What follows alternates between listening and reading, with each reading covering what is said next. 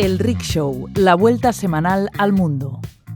Bienvenidos y bienvenidas a una nueva entrega del Rickshow. Hoy es sábado 17 de enero. Arrancamos nuestro Rickshow en Irán, donde la durísima represión de las protestas ha acabado con la vida de más de 2.000 personas. Seguimos en Groenlandia y el refuerzo de la presencia militar europea ante las amenazas de anexión de Donald Trump. Y miramos también a Gaza después de que Estados Unidos haya dado por empezada la segunda fase de su plan para el enclave. La imagen de la semana viaja hasta Minneapolis y las protestas contra las redadas migratorias. Y hacemos paradas también en Ucrania, Siria, la Patagonia Argentina y la Antártida. Os habla Maribel Izcue. Empezamos.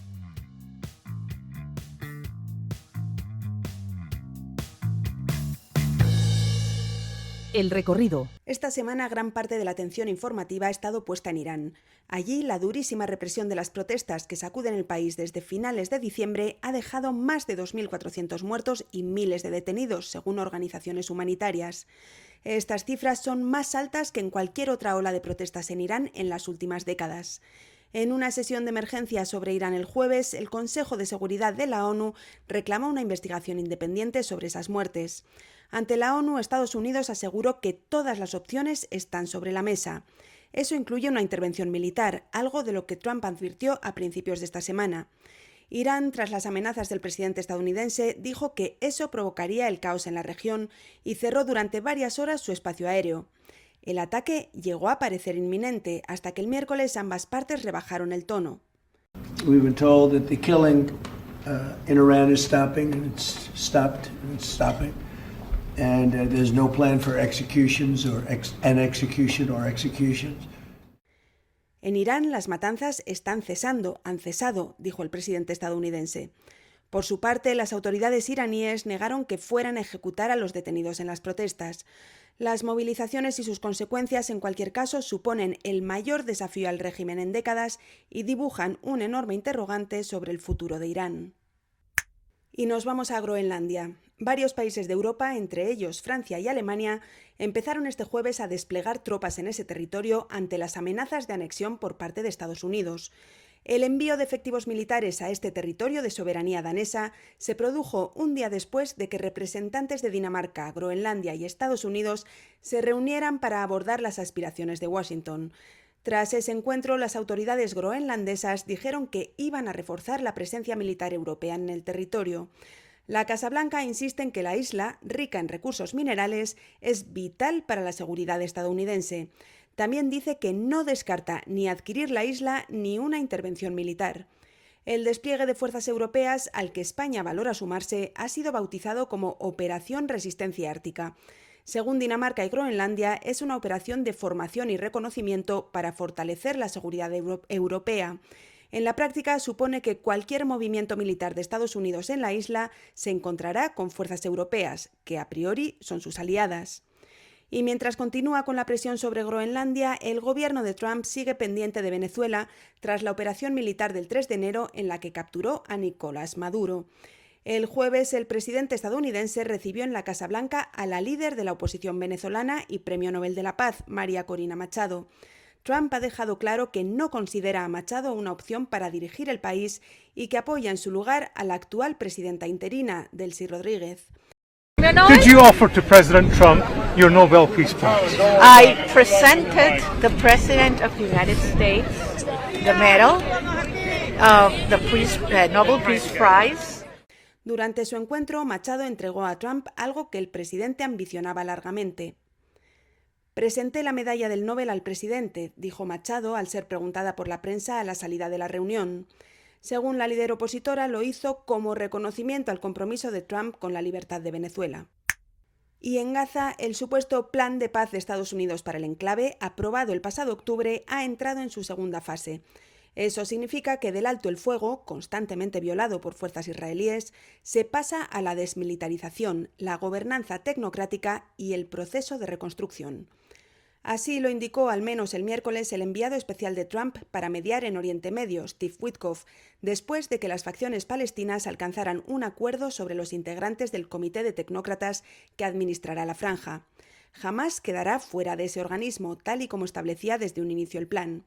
La declaración de Witkoff no menciona la obligación del ejército israelí de replegarse hasta desaparecer de Gaza, ni tampoco un posible escenario que incluya la creación de un Estado palestino, algo que sí figuraba en el plan original de 20 puntos de Donald Trump. Pese al acuerdo sobre el terreno, los ataques israelíes no han parado en los últimos meses. UNICEF, la Agencia de la ONU para la Infancia, informó esta semana de que las fuerzas de Israel han matado al menos 100 niños en la franja desde el inicio del alto el fuego. La cifra puede ser muy superior, ha advertido el organismo, que solo contabiliza las muertes de las que tiene suficiente información. La imagen. Aunque los focos internacionales están puestos en los movimientos de Trump en el extranjero, el presidente estadounidense tiene el principal desafío en casa. Las protestas contra la ofensiva migratoria de su gobierno se repiten día tras día en Minneapolis después de la muerte de una mujer de 37 años, Renee Wood, a manos de un agente de inmigración el 7 de enero. La imagen de la semana de Adam Gray recoge una escena de los enfrentamientos entre manifestantes y agentes federales de inmigración fuertemente armados y enmascarados. Desde la muerte de Nicole Wood, el gobierno mantiene un enorme despliegue de fuerzas de seguridad en Minneapolis, a pesar de que las autoridades locales han pedido que se retiren y han denunciado lo que consideran una invasión federal. El Departamento de Seguridad Nacional ha dicho que ese despliegue busca detener a migrantes indocumentados y a criminales. Otras claves. El año pasado fue el más letal para la población civil en Ucrania desde 2022. Más de 2.500 personas perdieron la vida a causa de la guerra, según la ONU. Además, más de 12.000 personas resultaron heridas. La mayoría de las víctimas se produjeron por ataques de las fuerzas rusas en zonas controladas por Kiev. La ofensiva de Moscú continúa este invierno. El miércoles, Zelensky anunció que el país declarará el estado de emergencia en su sector energético después de una ola de ataques rusos que ha dejado a muchas zonas de Ucrania sin electricidad ni calefacción en medio de temperaturas extremas. La provincia siria de Alepo se ha convertido en el epicentro de choques armados entre las fuerzas del gobierno y las milicias kurdas. Esta semana el ejército ha anunciado la apertura de un corredor humanitario en el este de Alepo para permitir a la ciudadanía abandonar zonas en disputa. La semana pasada se registraron intensos enfrentamientos en Alepo que obligaron a unas 155.000 personas a dejar sus casas. También dejaron al menos 24 civiles muertos, decenas de heridos y un número indeterminado de bajas militares. Los choques armados llegan tras meses de tensiones acumuladas con el gobierno de Ahmed al-Shara, que llegó al poder tras la caída del régimen de Bashar al-Assad en diciembre de 2024. Para saber más sobre el fin de ese régimen, te recomendamos nuestro especial La libreta siria. Un año más, los incendios forestales no dan tregua a la Patagonia argentina. Se estima que más de 50.000 hectáreas de bosques y pastos han quedado arrasadas por el fuego en lo que va de verano austral. Uno de los más voraces se desató el 5 de enero en Chubut. Se calcula que solo en esta provincia las llamas han consumido ya 21.000 hectáreas. El de Chubut es el primer gran incendio de 2026 en la Patagonia, un año después de que esta región viviera los peores incendios forestales en décadas. La unión de altas temperaturas, vientos y sequías hace que los fuegos se propaguen con enorme rapidez. La ola de incendios ha reavivado las críticas por el drástico recorte de fondos destinados a instituciones como el Servicio Nacional del Manejo del Fuego de Argentina, que se encarga de prevenir y combatir las llamas. Un archivo climático congelado. Este miércoles, científicos en la Antártida inauguraron el primer santuario global de núcleos de hielo de montaña, con muestras que contienen información vital sobre los cambios vividos por nuestro planeta. Estos núcleos de hielo, amenazados por el calentamiento global, se consideran una especie de cápsulas del tiempo atmosféricas. En su interior se conservan microburbujas de aire que permiten recomponer la composición exacta de la atmósfera y las condiciones climáticas en épocas pasadas. Las primeras muestras guardadas en este depósito son cilindros de hielo extraídos de las cumbres alpinas que se conservarán a más de 50 grados bajo cero en una bóveda congelada en la meseta antártica. El santuario fue inaugurado por la Fundación Ice Memory, un consorcio de institutos europeos de investigación. C'est le projet Ice Memory et c'est ici que les carottes prélevées dans le cadre de ce projet vont être stockées.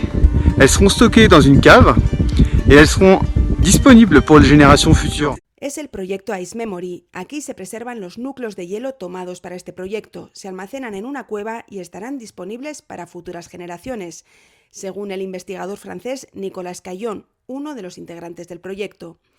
En medio del derretimiento de los glaciares en todo el mundo por el calentamiento global, la inauguración de este depósito marca un hito en la conservación climática.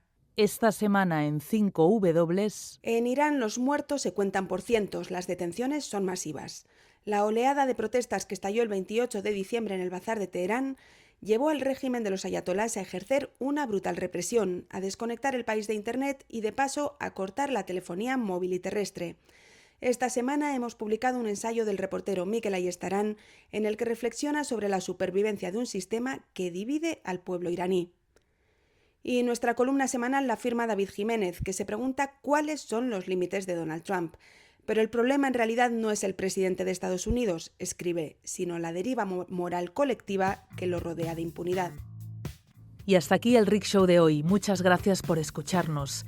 Si quieres enterarte de todo lo que pasa en el mundo, no olvides seguirnos desde cualquiera de tus plataformas de audio favoritas.